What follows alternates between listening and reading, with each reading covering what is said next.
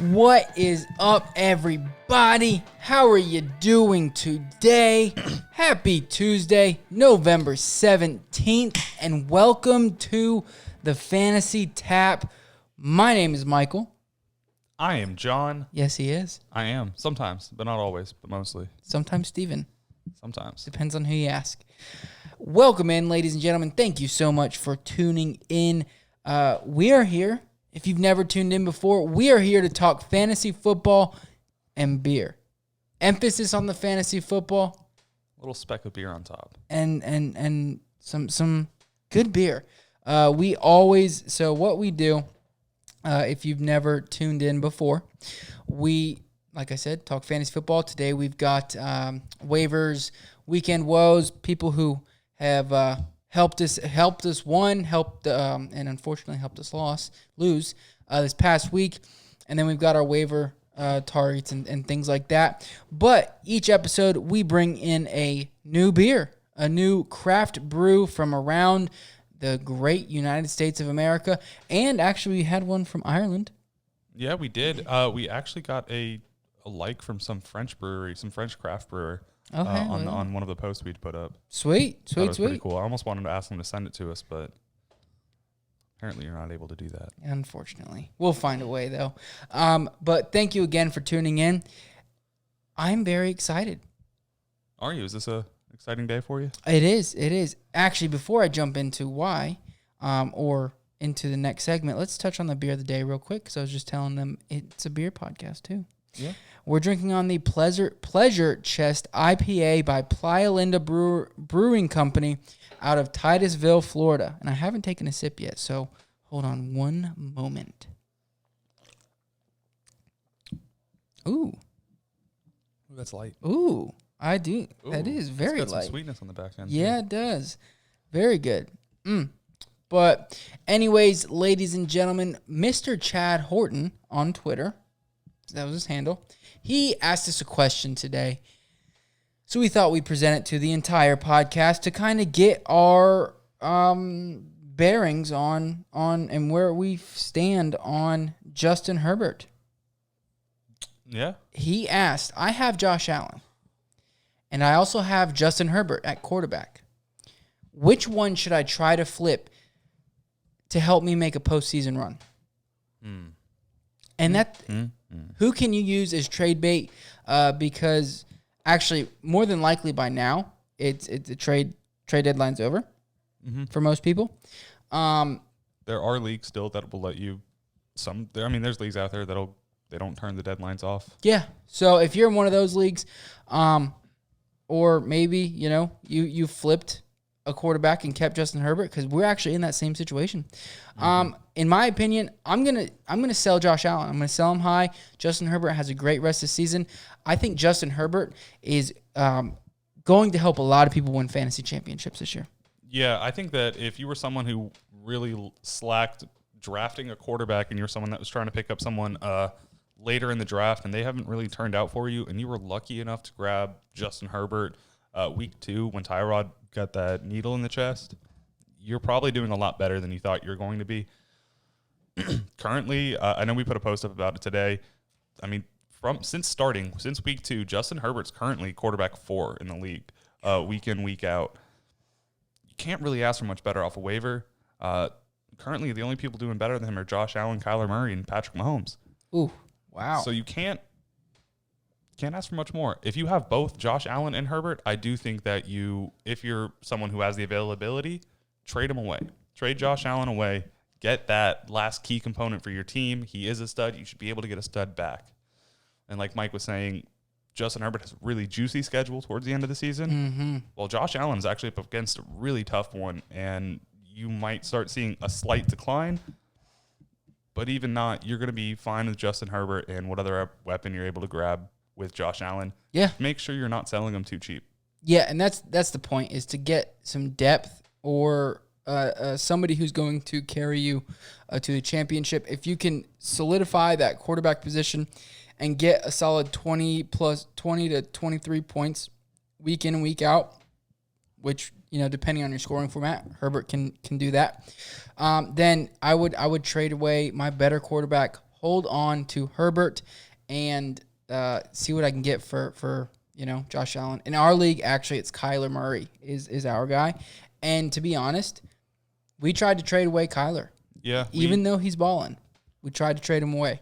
Yeah, we've been hurting at running back. We thought maybe we can get a nice little stud, put Herbert in there, put him in for the rest of the year, and let Kyler go away. It's not an active league, though, so. Yeah, we tried. Yeah. Oh, man. But moving on, John, did you see that the Browns had another positive COVID test to one of their players? Have they named any players yet? Not that I know of. I don't think they've moved anybody to the reserve COVID list. But keep an eye out on that. They did have somebody last week. They still played their game this week. So hopefully it didn't move to the Texans. Ooh, that'd be disappointing. I'm not a doctor, but yeah, I heard it is a very contagious thing. Yeah, seems to be. Andy Dalton has been cleared from his concussion and COVID, and it has not officially been announced if he will be the starter this week. So keep an eye out on that. If you're a Garrett Gilbert owner in like a Superflex league or something like that, or a Andy Dalton owner, watch that. But what do you think this does to the receivers? We really haven't seen much from any of them. I mean, Gilbert had a decent day playing against the Steelers. When he did, it still was kind of scary. I feel like it was more of a knock on the Steelers than it was a plus for the Cowboys. Mm-hmm. I still don't trust their offense, even with Dalton coming back. Honestly, I like Dalton better for the receivers there, even though he hasn't really performed super well since they've come out. I still think he's the better quarterback. He did have a really good run in Cincinnati. Though they weren't winning games, he was still performing pretty well. He is a good quarterback. He just needs some cohesiveness in that team. Yeah, definitely. I think really the only comfortable wide receiver I'm playing is Amari Cooper. I mean, he's the only one I'm comfortable with there. Yeah. So. And he turns from a confident wide receiver one with Dak Prescott there to someone who you're kind of just hoping skates through. Yeah, exactly. You're hoping for wide receiver 2 numbers, which is never good. Moving on, let's see. Tyler Lockett is being labeled day to day after with a sprained knee, so keep an eye on that. Drew Brees will be out with some broken ribs and a punctured lung.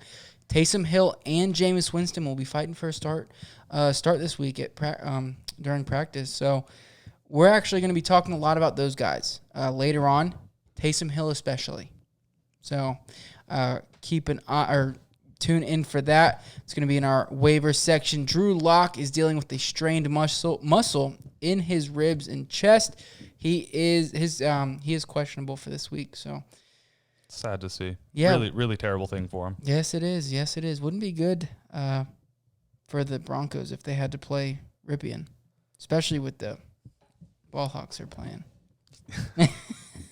I mean, I think Xavier Howard's almost leading the league in interceptions. Yeah, I don't know the stat off the top of my head, but he's close. He's got to be close. I mean, 6, I think. I think he's either there or 1 or 2 behind. Lamar Miller was activated for the Bears game on Monday night. He's not. We're currently in the middle of it's Monday at 9:55 Eastern time. So the Bears are playing currently as we speak. He has 1 catch for 7 yards, and that's about it. So that whole backfield not doing a lot. Cordero Patterson looks like the guy. He's gotten the most carries. Actually, yeah, the most carries by far, 8 so far. And he also has 1 reception. So. But he did get that 105-yard kick return touchback. Yes, the touchdown, yep. Yes, he did. That made him look very nice. Yeah, great returner. Let's see here. Chris Carson did not participate in practice while Carlos Hyde began the week limited along with Travis Homer. So for all you Carson owners, hopefully he comes back this week. Yeah, we had 2 weeks in a row where we were told that he was not going to be practicing until Friday before they assessed him. That news hasn't come out this week. He was just a straight up did not practice. So a little scary still. Possibly better news than what we were getting last week. Potentially. So hopefully he plays. If not, if he does not play and Carlos Hyde does play, I think it's Carlos Hyde's backfield because the other running backs have been the opposite of efficient. Or good. Or good, yes. They've been saved by touchdowns.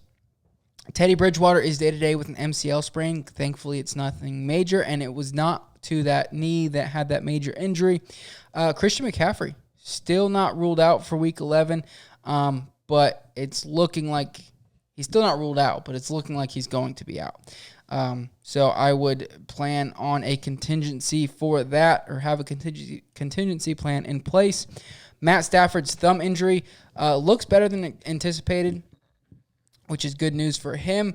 Jack Doyle remains in concussion protocol. And then Sam Darnold will not be playing Week 11, but they are confident that he will be back by the end of the season. So you're probably looking at Joe Flacco playing this week, Week 11. Joe Flacco wasn't in the starter. So, yeah. So, Brashad Perriman. Yeah, we can see what they did back against New England, then a nice little connection they had. Yeah, they played in Baltimore together. Mm-hmm. So, now, John, it's time. It is time. It is time. Do you know what time it is? For people to be mad at me. Oh.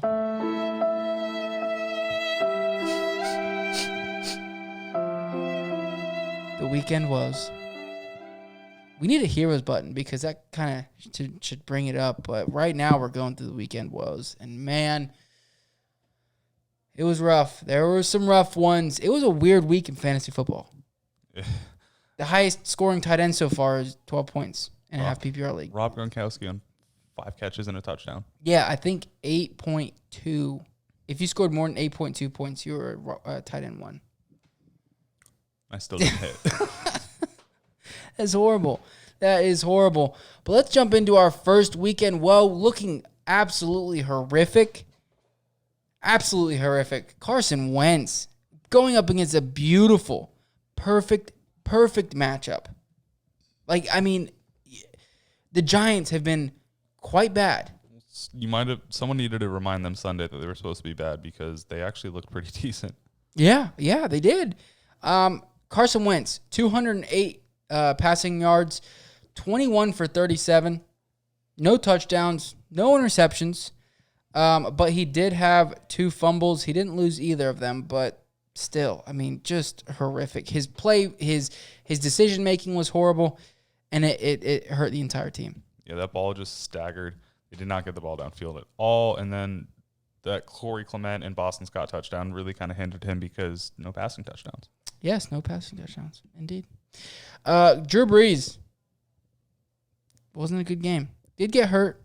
Broke some ribs. Michael Thomas was doing boo-boo. He's on here. Well, he should be on here. I'm actually putting him on right now. Michael Thomas, also a weekend woe. 7 targets, 4 catches. Where you be? That should be the first half. God, 14 targets a game is what I'm expecting from him rest of the season. 27 yards on 2 catches. Pump those numbers up. Wow, not good. Yeah, 2 catches. Oh, wow, I thought he had 4. Nope. Not looking good. But the good news is he plays Atlanta. He plays Atlanta this week. With a backup quarterback.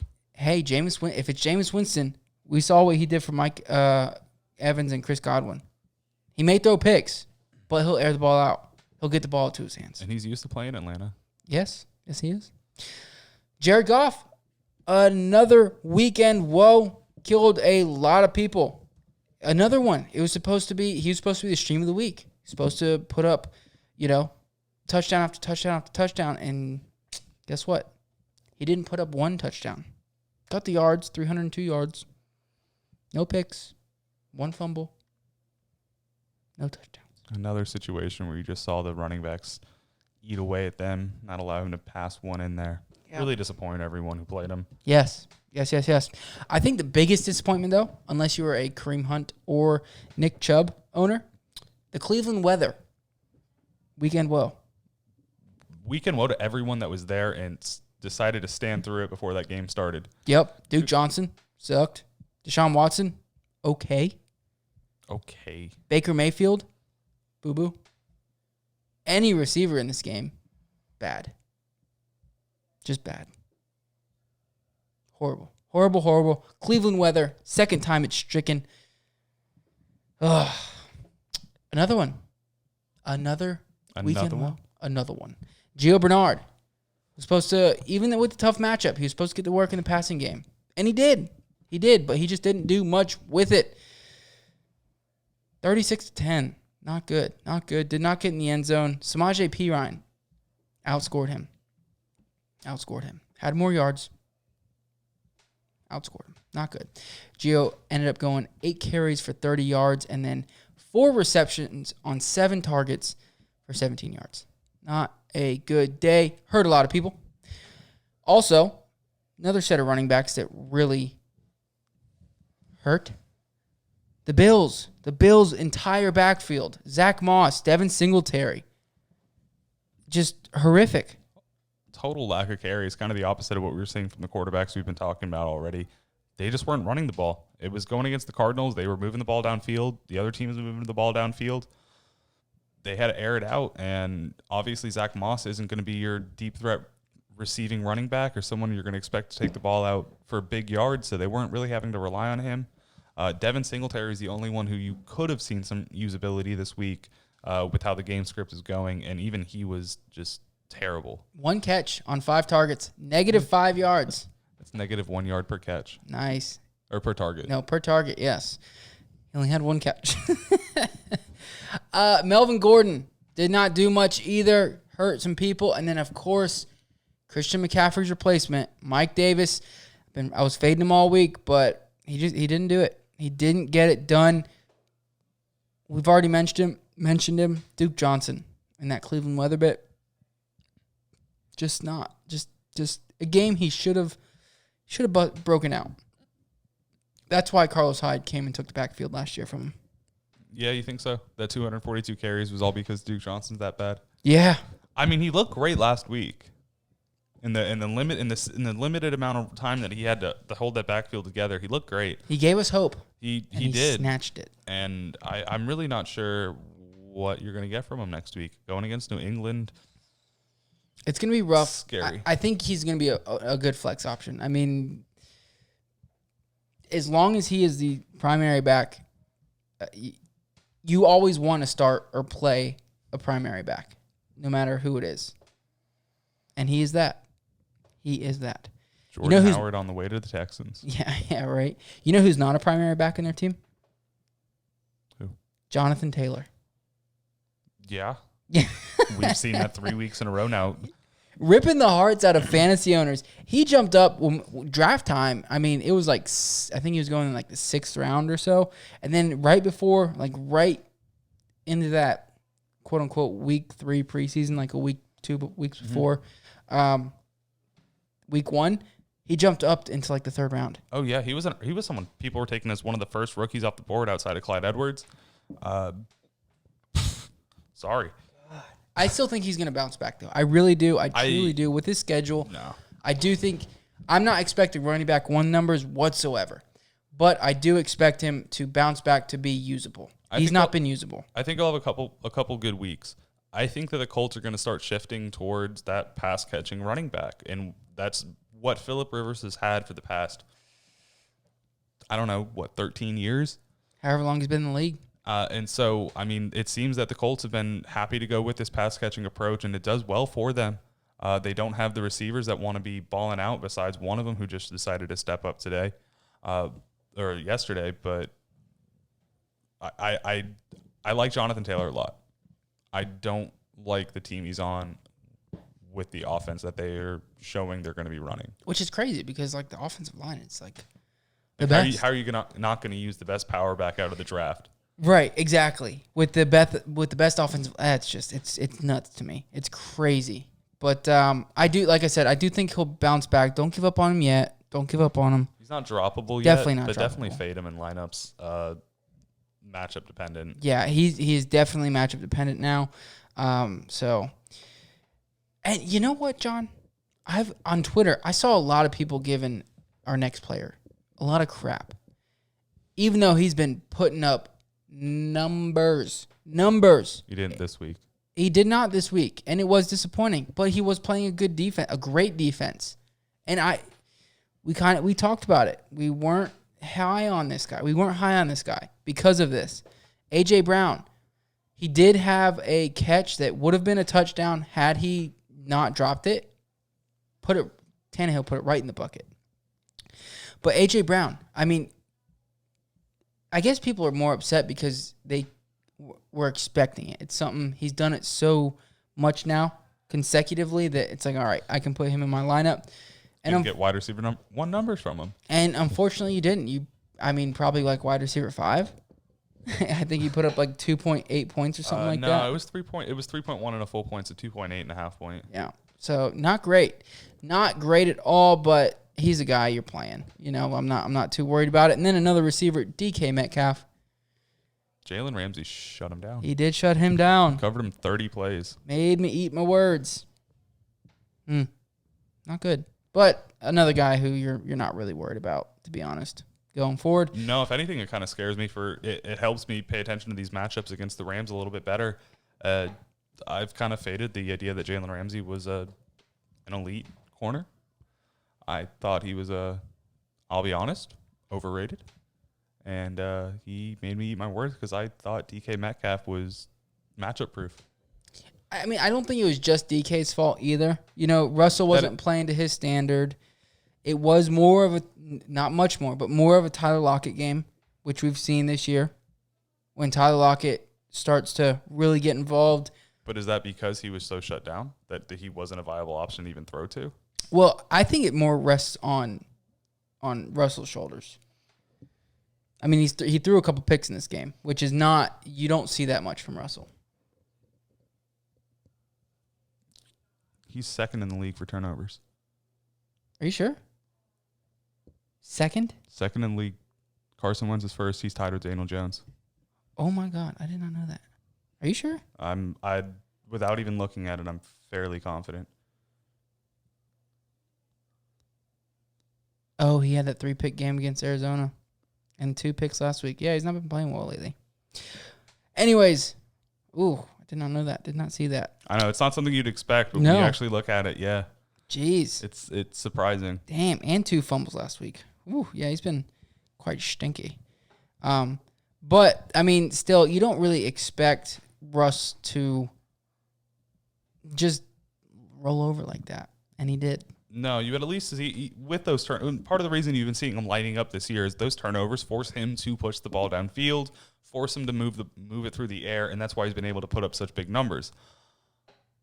The Rams, they're a good defense. Yeah, they're obviously the team that can slow the game down. We saw it in the Super Bowl a few years ago, to their detriment, but it's not good. Yeah. Not good at all. But like I said, DK, you're not benching him. Another one that I want to talk about real quick. I forgot. I didn't see these 3 on here. There's 3 of them. Travis Fulgham got his targets, but Carson Wentz didn't see his typical targets. He didn't lead the team in targets. He did have 5. But when you have a quarterback playing that bad, there's no hope for anybody. Even Jalen Reagor, who led the team in targets, there's no hope. He did. You're not horrifically upset if you played Reagor, but you're not happy. No, you're not happy at all. So, and then the last 2, the Raiders receivers, that game was done on. The Raiders won the game on the ground. Absolutely. They were able to put up almost over 200 yards on the ground. So, and that'll help. And if I'm not mistaken, they had 2 running back ones this week. I believe so. I think you had the running back, Devonta Booker, 1 or 2, and then Devonta Booker as well, who fell into like running back 7 or 8, depending on your scoring style PPR standard. Jeez, that game was won on the ground for them. So, if you had Aguilar or Ruggs, even Waller, not great. And then our last weekend, every tight end this week. Every tight end. Highest scoring tight end this week in a half-point league so far, unless Jimmy Graham or Irv Smith or Cole Kmet. Irv Smith's out. Or Kyle Rudolph or Tyler Conklin is currently leading the tight end. I haven't heard that name in a while. So unless they decide to score, Currently, Rob Gronkowski is the leader of the tight end leader this week, 12.1 points in a half-point league. So not great at all for the tight end spot this week. Good thing is, if you started a tight end, you couldn't have done much better anyway, no matter who you played. So it didn't really lose you the week. Yeah, there wasn't really many bad tight end plays this week. Now let's get into our heroes, guys that just balled. Maybe didn't necessarily completely, top 5 at their position, but guys you started in your flex spot even and helped you win the week. Ben Roethlisberger, quarterback 2 on the week, 4 touchdowns, lighten the Cincinnati Bengals up. Looked good this week. All of his receivers, absolutely studly. Yes. All the main ones, at least. They are also on this list. Sorry. Spoiler alert. All 3 of the Steelers wide receivers were absolutely studly this week. Claypool, Juju, and Deontay able to do everything they need to do. Great to see it. Shutting down the running backs. Yeah, James Conner. Ooh, not good. Should have been on a wheel. But, and then, of course, my guy, Tom Brady, quarterback 1. He had 338 yards, John, and 4 touchdowns. He came on a tear. They started off really slow, but he definitely turned it around. Mm-hmm. Yeah. Love it. Josh Jacobs, another guy. 2 touchdowns. He's giving you these games where he balls out, and then he's giving you these bust games where you're just like, it leaves a sour taste in your mouth. So it's really nice to, if you started him, that you got this week. Very nice. Yeah, you need it after some of the weeks he's been giving you, especially against Tampa last time. Mm-hmm. Yep. Cole Beasley. Finally. Did you see that? Did you see that catch? Which one? The one-handed catch that he had on the sideline. Did you see him break Patrick Peterson? God. Yeah, that was on the same catch. Was it? Yeah. Okay. Yeah. So we're talking about the same one. Those ankles. Oh my God. Perfect. The flow was going. Everything was great. Cole Beasley was just balling. I think he was top 5 wide receiver this week. I think he was wide receiver. Maybe 1. 3 even. He's wide receiver 1. Was he 1? Mm-hmm. Man, balling. I played him and Stephon in the league. Nice. Yeah. Wide receiver 1 and 3. Yeah, I'm winning so far. So as long as Justin Jefferson outscores Adam Thielen by like 12 points, I'm good. Or negative 12, but whatever. DeAndre Swift, they finally did it. They did it, John. They gave him the ball. And what'd they do? How did he do? He did good.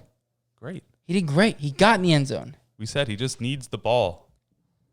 And that split backfield was not working for him, but once they do it, he did great.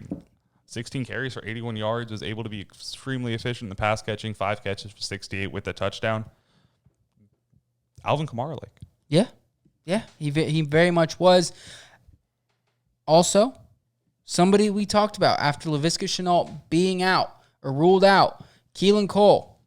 We mentioned him on our Sunday stream. Bald put up a solid showing. And then, of course, Brandon Ayuk getting in the ball. He balled. I lost. I suck. He did good. I wouldn't say he balled. He was like I think he was a fringe 1, maybe a high end 2. But he definitely played better than I expected. He was able to get targeted, I believe it was 7 times. But midway through the game, outside of that touchdown, he was kind of scaring you in how his performance was doing. No, he caught the ball 7 times. Oh, he had 7 catches, 9 targets? 14 targets. Oh, wow. Yeah, 75 yards and a touch. Imagine if he had a good quarterback there. Yeah. Able to put the ball actually in his hands. Yeah, that would have been nice. It would have been nice. Michael Pittman. Thursday Night Football. A lot of people forget because it was on Thursday. Michael Pittman showed up. A lot of people forget because he missed 4 games this year already. Mm-hmm. He had an injury as a rookie after coming off a pretty big game before he got hurt. But no, he is probably, in my opinion, one of the better receivers out of Indianapolis right now. Yeah. Oh, yeah. Healthy, for sure. But the best healthy receiver there. It's hard for me to say that. I think T.Y. deserves respect. He is older. He's elderly. We got to respect our elders. Exactly. Rex Burkhead doing it again. 2 weeks in a row. Caught a touchdown. Ran one in. Believe he had 2, if I'm not mistaken. He's annoying.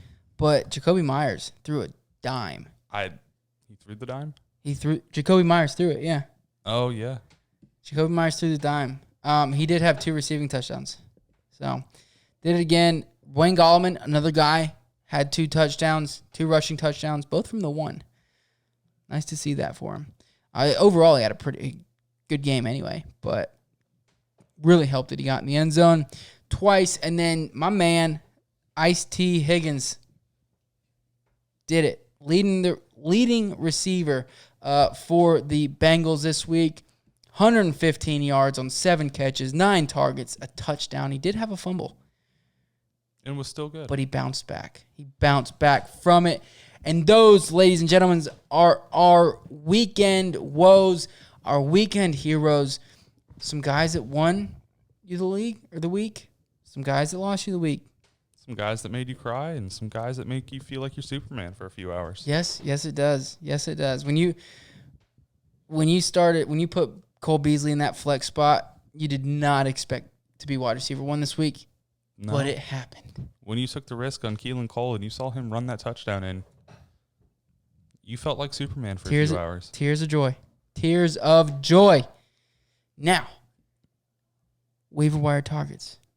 Yes, with all of those injuries that everyone is taking, with all of those disappointing players we're getting this season, those waiver wire targets are extremely important. We're getting close to that fantasy playoff time. You need to start paying attention and finding those people that have been overlooked that are going to help you win at that, that championship run. Yeah, this is it. This is the time you make your run. You gotta start preparing for that. You gotta start looking a couple weeks ahead and seeing who's going to matchups. Okay. Obviously, you don't want to overthink it. You're not going to bench, a top 12 at the position for a streaming option. Yeah, Very unlikely. You're not benching Dalvin Cook versus New England or Baltimore or even the Steelers. Yeah, no, you're not. But this is the time you take a look at the schedule. We've got a few weeks left. You got 5 weeks if you're playing 16 weeks. 6, I think I'm doing my math right. If you're doing 6 weeks left if your championship is week 16. Okay, so 6 if you're champion 16, 7 if you're 17. So you got to start preparing. This is when you start you started at the beginning of the season, but this is when you really make that push, make those moves that are going to help you win, and decide, and get the dub. But a couple quarterbacks this week that you can pick up. Tua didn't have an amazing fantasy, finish this week, but he did look good. It's coming. He did look good. He finished well last week, throwing for, I believe, over 300 against or was it 248 or something like that? 248 against Arizona. 248 against Arizona. 35 on the ground. So he can do it. And he's playing Denver this week in Denver, who may not have Drew Lock. Not great against the pass. Not that great of a team. No. They don't have Von Miller. They don't have it's typically a defensive team. It's not. So pick him up. You can play him this week. And, he does have a couple other games that you can play him coming up. New York Jets. Nice matchup. Cincinnati Bengals. Ben Roethlisberger just threw 4 touchdowns on them. After that, it gets rough. Kansas City, New England. But then you have Las Vegas for week 16. But he's somebody that can help you in these next 3 weeks. If you're hurt at quarterback, if maybe you had Drew Brees, maybe you're streaming a quarterback, he can do that for you. He's one of the best baseline quarterbacks that you can pick up right now, especially off of a waiver in any sort of competitive league where he's available and there's not a lot of great options left. On a good matchup, he's going to be great, or he's going to be good. He's going to be usable. But I don't think you're going to get any bad games from Tua to where you're going to find yourself an under 10 point or anything like that. He hasn't thrown an interception yet, which is something I'm really happy about, especially as a Dolphins fan. It's really nice to see someone come out and go 5-0. Yeah, 100%. Another guy that you could pick up this week, Derek Carr. He plays Kansas City this week. However, we saw him put up his best game this year against Kansas City earlier, and that was at Arrowhead. So The game this week is in Las Vegas. Obviously, I'm not going to start him over some, I'm not going to base everything off of that week against Kansas City. It's nice that he's done that. But I'm also looking ahead to his schedule the following 2 weeks. Atlanta, New York, the Jets. So pick him up now and plan for that. Plan for that, especially if you have, like I said, a quarterback hurt, quarterback on bye. Yeah, and then depending on what kind of news we have coming out, I think Jameis Winston's going to be playing against Atlanta this week. Obviously, you saw what he can do with Mike Evans and with Chris Godwin last year. He can throw a lot of picks. Mm-hmm. And he can throw a lot of touchdowns and a lot of yards. Ton of yards. And when you throw in that much, those picks get outweighed by those points. Especially if you're 2 points for a pick is not that much. Yeah, especially if you're in a 6-point touchdown league. It's great. So if he does get named that starting role, I think he is a great streaming option this week just to get an idea of what he's going to be doing. And then someone else that could be a really interesting play, even if he's not named the starter, depending on your league format, Taysom Hill could be picked up. Oh, interesting. Yeah, we'll get there. Could be picked up. Don't jump it. We'll get to Taysom Hill in a bit. Running backs. Salvon Ahmed. Did I say it right? I don't know. All right. Dolphins running back looked great for them. 85 rushing yards, a touchdown. Was efficient, which you haven't seen from the Miami Dolphins. Myles Gaskin has been getting a lot of his work done through the passing game. Not very efficient on the ground. The Dolphins have been looking for that runner, an efficient runner. A couple, like I talked about with Tua, a pretty nice schedule coming up. Denver, New York. Cincinnati's pretty good against the run, but then they have KC as well, who's not great against the run, but I think that's going to be a high-scoring game. Anyways, Salvon Ahmed with Myles Gaskin on IR. I think he's a great waiver target this week, and I think we could see a repeat next week. Yeah, I think you're definitely going to be getting at least the Denver game this week out of him. Myles Gaskin can technically come off of IR the following week, but with his injury, it's still kind of unlikely. So I think he's going to be a really great pickup. He's one of the higher priority targets for me, mainly in the fact that he did produce so well to the point where the Dolphins decided, you know what, hey, we're just going to get rid of Jordan Howard. Yeah. Yeah. We can live off of waiver guys. We can live off of practice squad. Let's just get through this year with what we got. And they're going to use him. You saw them use him in pure rushing situations last week. You saw them use him in situations where they could have put a bigger body in. Yep. But they didn't, and he was doing extremely well, especially with such a young offensive line. I like this guy a lot, and even if he doesn't stay on the Dolphins after this year, he's someone I'm going to keep an eye on. Yeah, I mean, I think DeAndre Washington could get a little bit more involved this coming week, but I don't. With the way Ahmed played, I don't see him taking too much work from him. Another one that was weekend hero, Wayne Gallman. Wayne Gallman played very well. Like I said, he got in the end zone twice, both from the 1 yard line or around there. Wasn't uber efficient. But he did have 53 yards, and he got a massive workload, 18 touches. And like I said, carrying the ball in from the 1 yard line is going to kind of hurt your yards per carry a lot. So don't look too much into that. He looked good running. He's looked good running the past few weeks, at pretty much since Freeman went down. So Wayne Gallman, I think, is a very, very good waiver target this week. Yeah, especially with Freeman not even thinking of coming back until week 13. Yeah, it's nice. You could have another guy. You could have some really solid flex weeks, and those you could throw him in that flex position and get a running back too. Especially if you're waiting on Mostert or Christian McCaffrey to come back from injury in that same time period.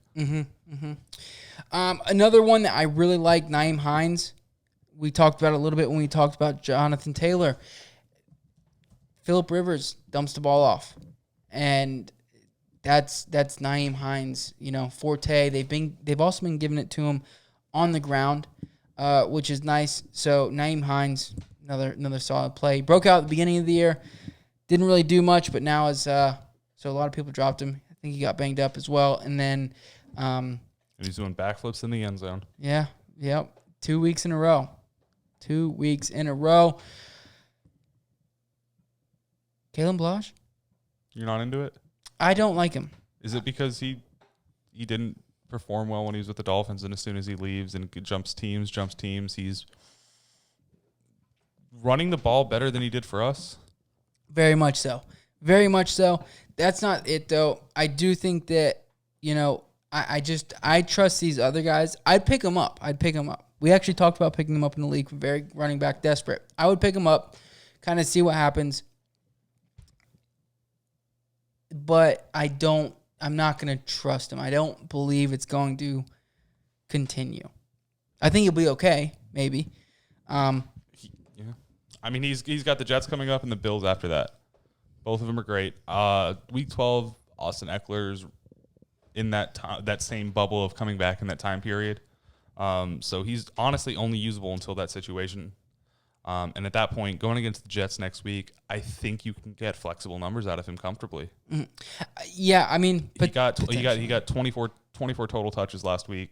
Was the absolute lead carrier in the backfield. Against Las Vegas the week prior, he was able to put up 80 to 90, or just under 90 total offensive yards. This week he went over 100. They use him. Yeah, and even in a game when they were coming from behind, they were still using him in the running game. Mm-hmm. Yeah. I'd pick him up over Rex Burkhead. Which is our next waiver wire pickup, Rex Burkhead. The only reason why I like Kalen just a little bit more is because that backfield is so... I mean, Damian Harris is there, James White's there, Michelle, I believe, is coming off or is getting healthy or almost healthy. So I do think that Rex has been playing great. However, you never know with them, and depending upon the matchup and things like that, I do think that it could hurt you or it could help you when you're weak. And at this point in time, I try not to overthink it. So. I mean, outside of those, he little touchdown dependent last week. You only got those. I want to say it was 11 total targets. Harris was given 22 carries. Harris doesn't get this pass catching work in any way, shape, or form at all. But Burkhead has been that touchdown monster these past couple weeks, which personally for me as someone who's not really hot on him and wanting to tell people to roster him because I don't trust him, it hurts.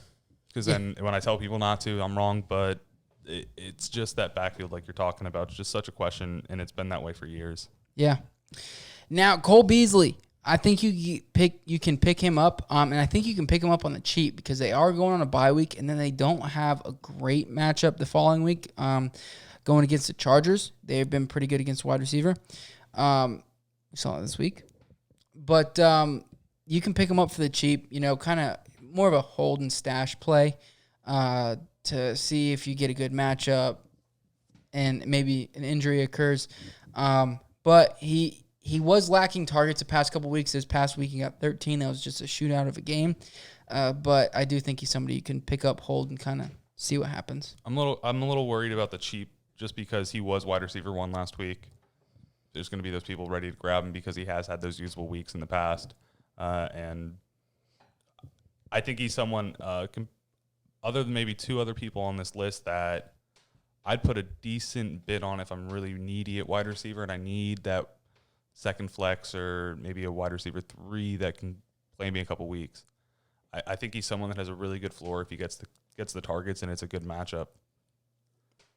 Well, yeah, like I said, the only reason why I think that you may be able to get him on the cheap is just because he's going on bye week this week.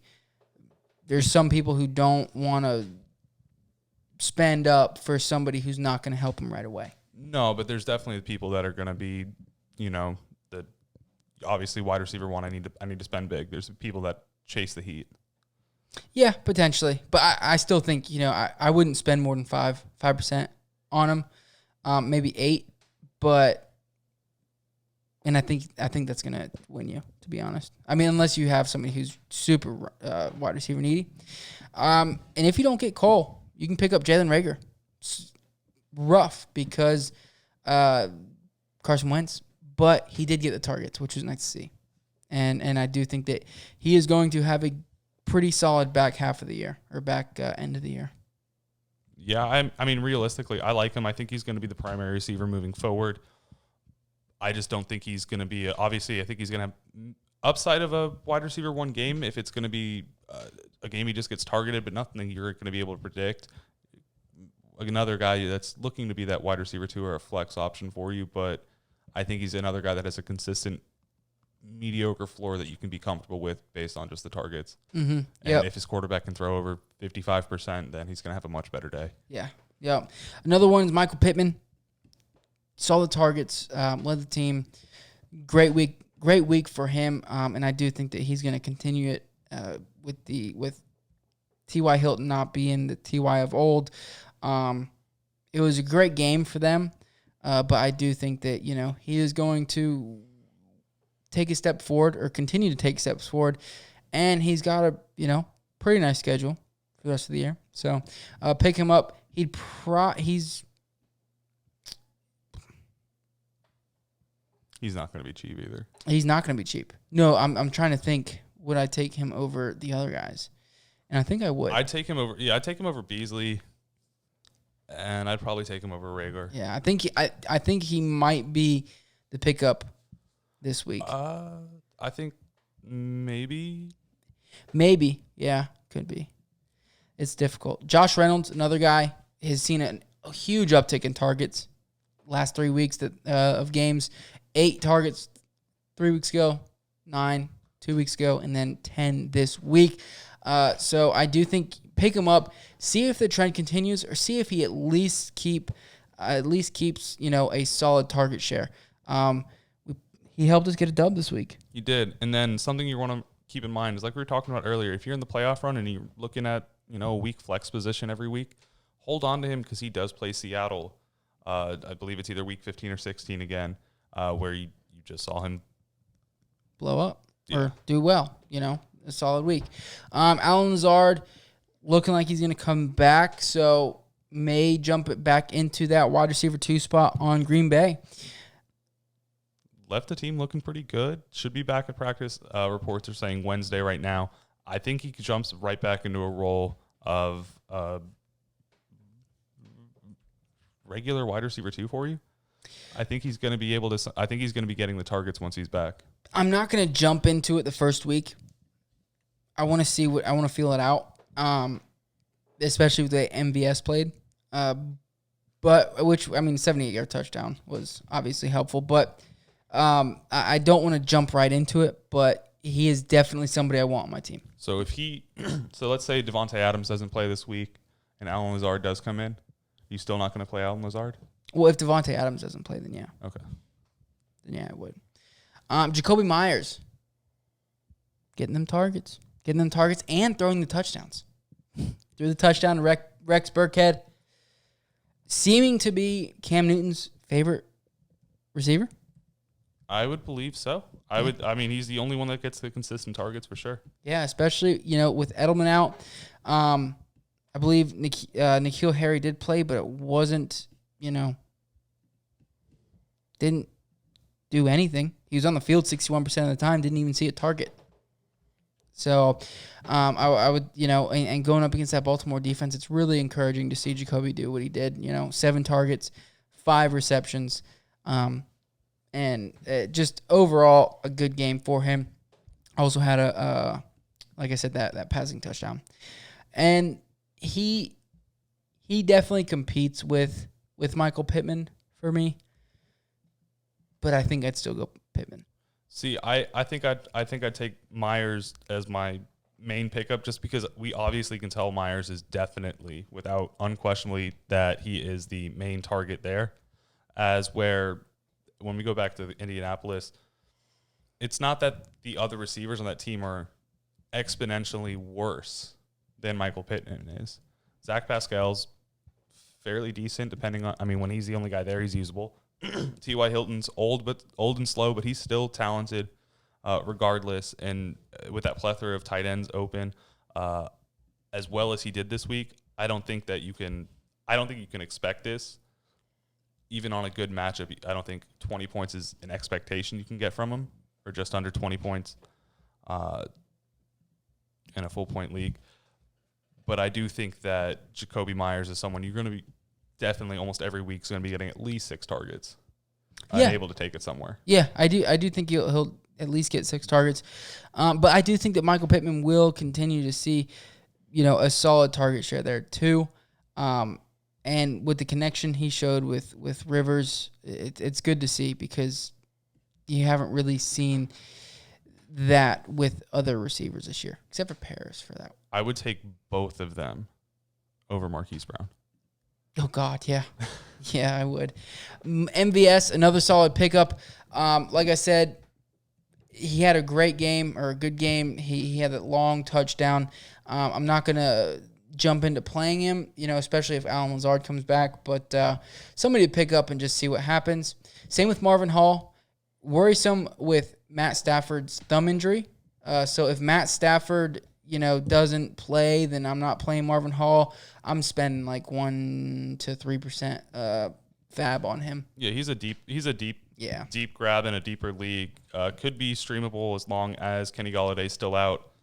He did get that touchdown last week. Got a couple targets after that. Looked pretty decent. Mm-hmm. I want to say he was a wide receiver 1 this week. So I think he's someone you can throw in out of desperation if you're really needy in a deeper league. And then as well as Brashad Perryman, going to be coming back. Not someone you're going to want to be taking a huge dive on or spending a lot for, but I think he can have a big game with Joe Flacco there. Yeah, but deep league. It's you're not expecting it, but yeah, I do think that he's a shot in the dark this week, and he could potentially, see it. He's a big play guy, which is nice as a field stretcher, and him and Joe Flacco have somewhat of a connection. So definitely somebody to, pick up. He's not going to be highly, sought after, so another cheap guy. If not free. Yeah, free. Yeah, seriously, 1%, put a little $1 bid in or 0 and see what happens. Now, moving on to my tight ends, my favorite position this week because of Taysom Hill. And we'll jump into him first because we want to talk about that.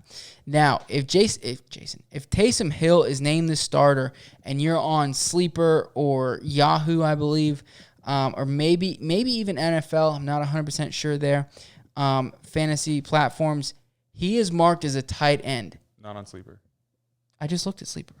Or I'm sorry, ESPN, not Sleeper. He's not on Sleeper. But ESPN, he is a tight end. So if you can potentially put a starting quarterback in that tight end spot. Little hack there. So pick him up if you're in any platform that sets him as a tight end / QB because you're able to put him in that tight end spot. And even if he's not, designated as a starter this week, I think they might get him involved. No, that's what I was going to say is even if Jameis is the primary quarterback coming into the week, even while Drew Brees is there, you see Taysom Hill being used as a gadget player. I think if they have to rely on Jameis Winston, you're going to see them trying to get those little funky plays going a lot more often. And if you're putting him in at that tight end position, you don't need a lot of points. You don't need a lot of points to make him your tight end 1 or make that idea of putting him in a good one. If he can just throw the ball 4 times and then maybe get a run or 2, you're solid at that tight end position, and you can still play Jameis Winston. Yep, we saw how bad the tight ends were this week. So if you can put him in there, and especially if he's a starter, but even if he's not, I think he's going to be a fine tight end play. Zach Ertz, another guy coming off IR, 58.4% owned in ESPN leagues. So obviously pick him up. He's out on a lot of waiver wires. And then Jordan Reed didn't perform the best this week, but he is very talented, very athletic, and he could potentially, jump back up as long as he stays healthy, jump into high-end tight end 1 position. He was able to get the targets this week, and that's something that we're talking about.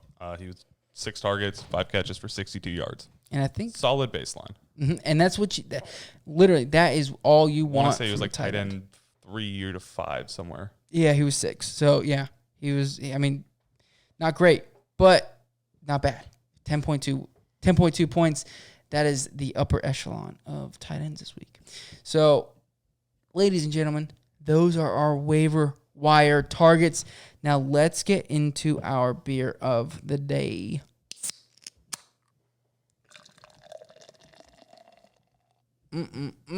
Like I said, we are drinking on the Pleasure Chest IPA by Playalinda Brewing Company out of Titusville, Florida, just an hour or so north of where we are.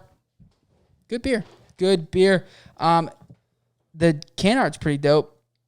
It's a beach setting. It's on a beach with a cooler, a green and white towel, little surfboard there, and a radio, old school radio. So it gives that beachy Florida vibe. Playalinda Brewing Company opened their doors in 2014 up in Titusville. They currently have two locations in Titusville, one called Bricks Project, and one is the hardware store.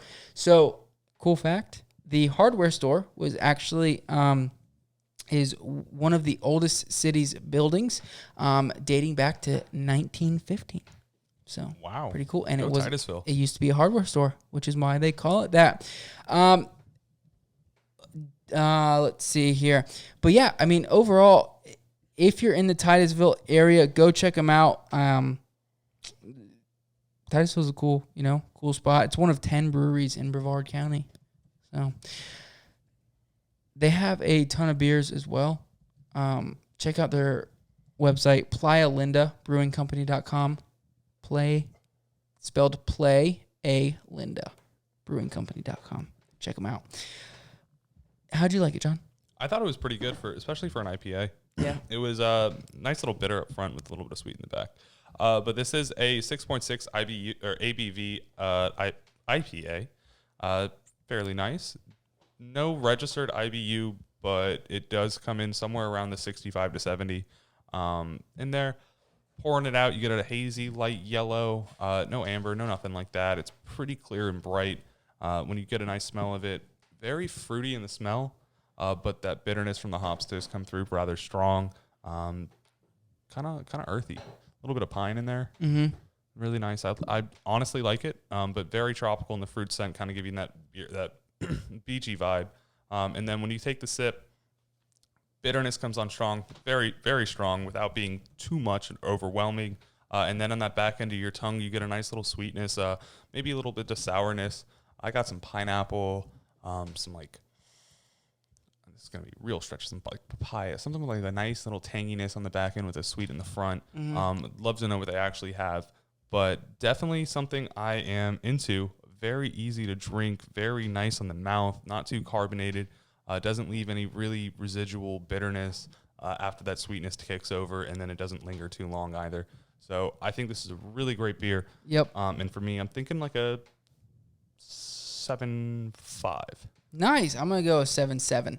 I agree there. It's a pretty light IPA. It's not. It's you get that bitter, taste. It is a high IBU, but it's mellowed out by that sweetness off the back, which I like. So it's not like it's just overpowering where you're like, oh, this kind of doesn't just sit there on your tongue. So overall, a really good beer. We'll definitely have to check Playalinda Brewing Company out. Yeah, we definitely should take a trip up there. It's not too far away. No, it is not. But thank you so much, everybody, for listening. John, you want to tell them where they can hit us up? Yeah, if you guys want to send us any of your beer recommendations, some of your fantasy football questions, start sits, anything like that, make sure to reach out to us at The Fantasy Tap on both Instagram and Twitter. We can also get some questions sent over to us on our email at thefantasytap@gmail.com. Thank you guys so much for checking us out. Really appreciate doing this for you. Nice to have everyone here. Thank you so much for a beautiful show. We will see you again on Thursday. We will be here Thursday, guys, talking starts of the week, Thursday night preview, breaking that down. We love you guys. Thanks so much. Have a great week. Jeez. Bye-bye.